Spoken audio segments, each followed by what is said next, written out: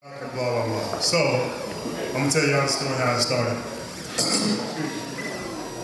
So, I was working at Tweeter, doing home theater systems, doing projector systems like this. Company closed in 2008, got laid off. 2009 comes around, like, what am I going to do? I had a thought, like, man, I'd love to be a photographer. It's something I've always liked to do.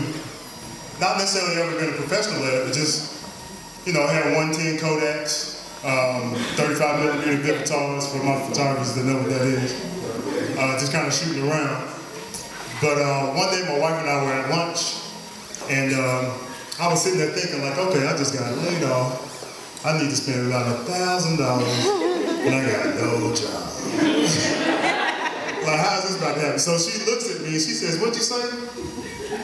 And I was like, ain't no time like the present. So I said, what do you think about me buying a camera?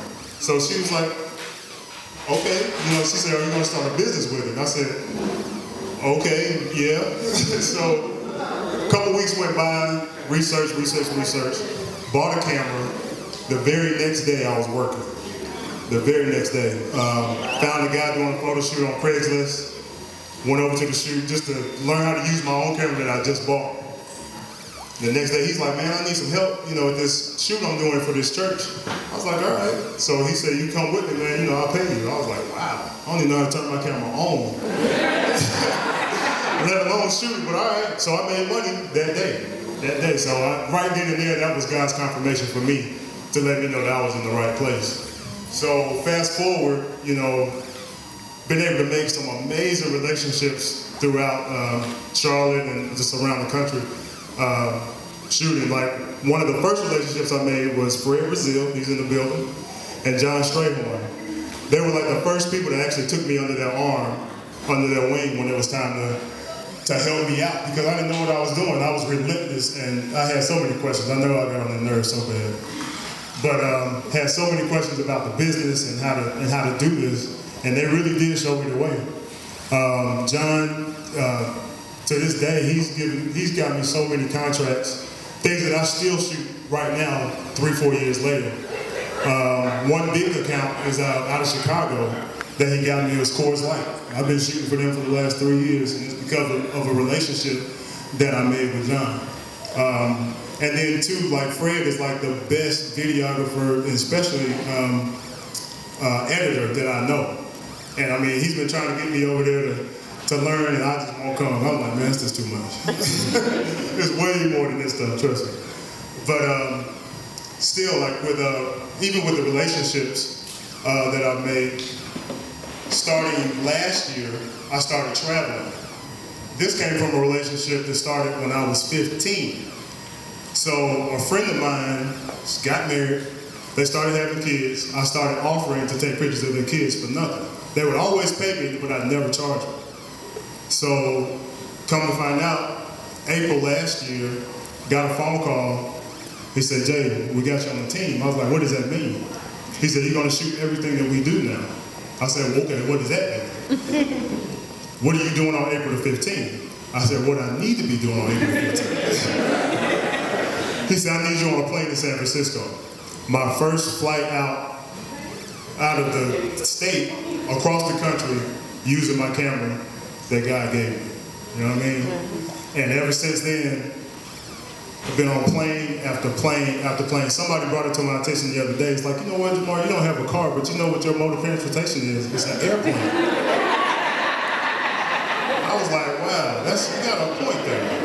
I mean, I'm leaving Monday to go to Memphis. I just got back from LA and New Orleans this week. But it's all because of relationships and work ethic. Now, I'm trying not to get choked up. My dad, right here, is the hardest working man I know. You talk about somebody who made a way out of no way, along with my mom, showed me what hard work looks like. And he's still working. I wish he would sit down sometime.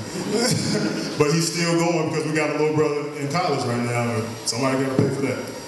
But hardest working man I know, and I mean, as far as getting out there and getting it, that's where I learned it from. It's like, I don't make any excuses. I don't make, you know, You know, I don't make any excuses for what I don't have. It's like, you know, if you want it, you can go get it if you want to, because it's out there. And that's why, you know, even with photographers and people that I work with here, I don't hate on nobody. It's like I try to pass the work around as much as I can if I got it to give, because it's out there. Obviously, it's like I don't even work here no more. Think about it. It's like a rare occasion that I don't even work in the city anymore.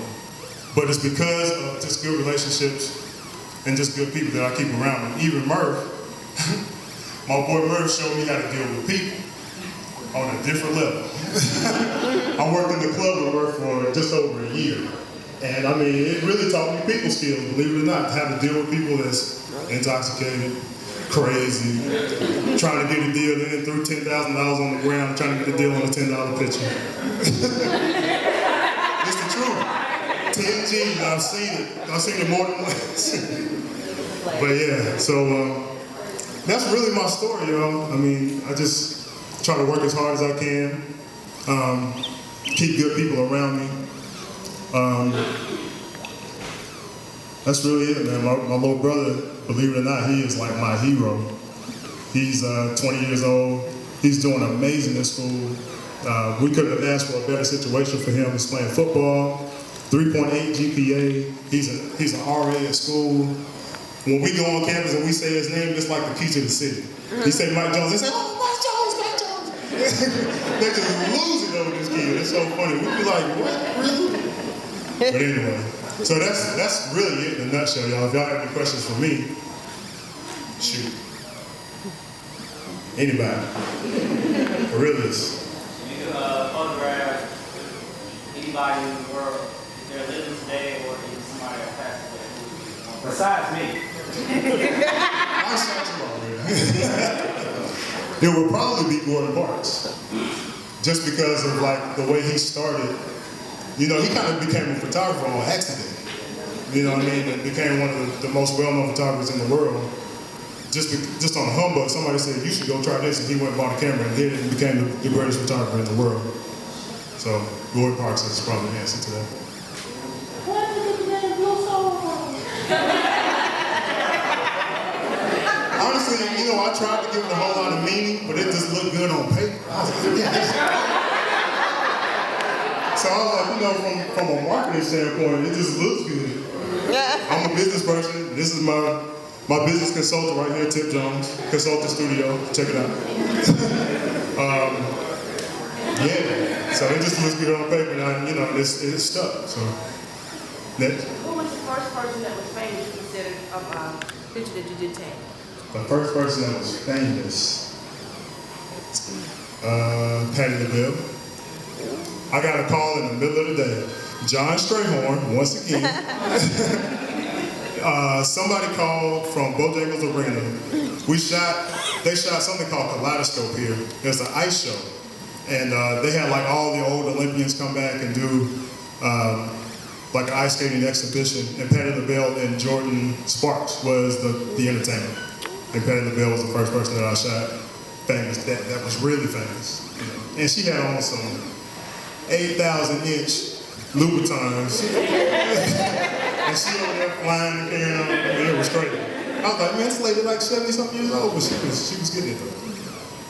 Anything else? Anybody else? JSW? What was your aha moment? That moment when you knew that this is what you were supposed to be doing?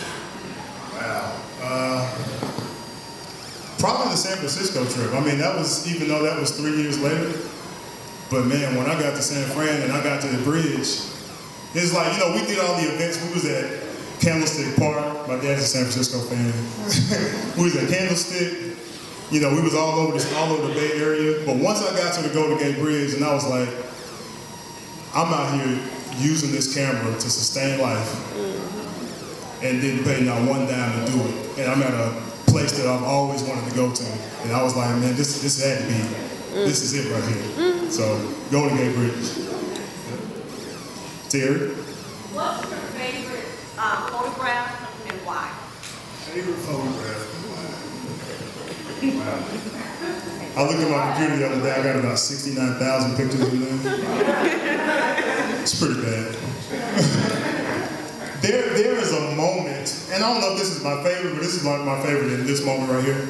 I got an opportunity to shoot Earth, Wind & Fire about 2 years ago. John Strayhorn once again.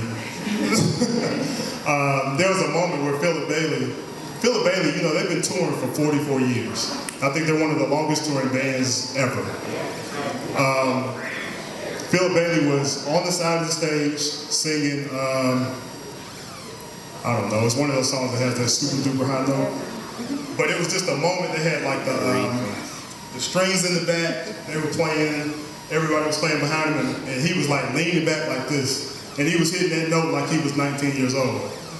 And I mean, he hits the note like he just started singing it. He'd been doing it for 4 years.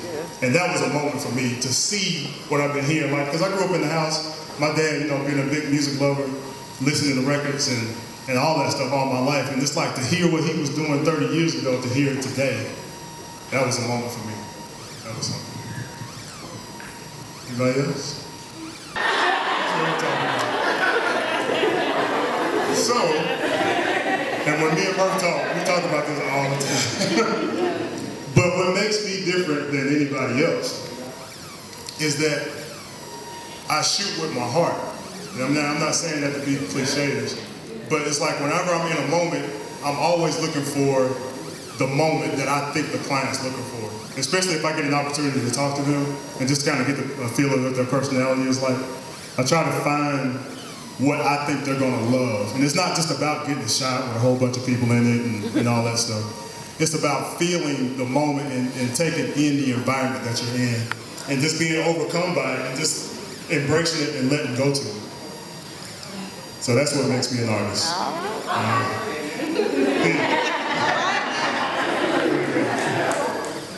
What's going to be that you completed what you were going for a moment? Wow. I don't know if I've got that. I know, man. But what's that? Hey, I got to shoot Jay-Z like for his cover. Like, what's going to be that moment for you? You know what? I had a dream one time that You were shooting me again? once again, in your tight jeans. But I had a dream one time that I was shooting the Obamas. And it was me, Joy Randall, which is an amazing makeup artist in the city. And I think you were there. All right, claim that, I think so. I believe you were. Yeah. But it was just like, it was like a cool environment, you know, nothing major, no crazy lights, nothing big setup.